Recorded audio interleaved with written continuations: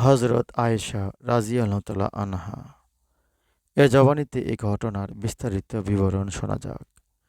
কোরআন নাজিল ছিল এক অলৌকিক আলোকশিখার আবির্ভাব। সেই আলোকশিখায় সকল গোমরাহী ও পথভ্রষ্টতার অন্ধকার তিরোহিত হয়ে গিয়েছিল।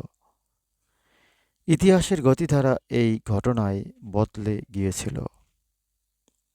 হযরত আয়েশা রাযিয়াল্লাহু তাআলা আনহা বলেন, প্রিয় রাসূল সাল্লাল্লাহু আলাইহি ওয়াসাল্লামের ওপর ওহী নাজিলের সূচনা স্বপ্নের মাধ্যমে হয়েছিল।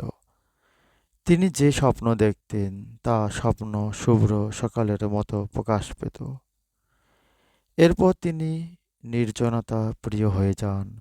তিনি হেরা গুহায় ইবাদত বন্দেগীতে কাটাতে থাকেন এবং এ সময় একাধারে কয়েক দিন ঘরে ফিরতেন না।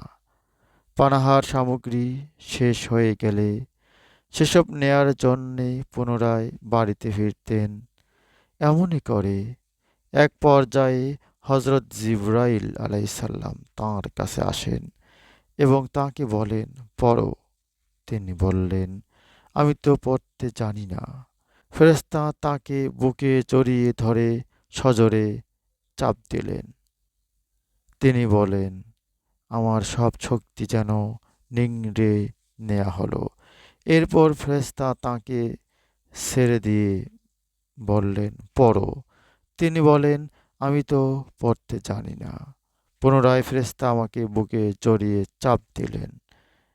এরপর ছেড়ে দিয়ে বললেন, পড়ো। তৃতীয়বার তাকে বুকে জড়িয়ে ধরে সজোরে চাপ দিলেন এবং বললেন, ইকরা বিইসমি রাব্বিকাল্লাযী খালাক, অর্থাৎ পড়ো সেই প্রভুর নামে যিনি সৃষ্টি করেছেন।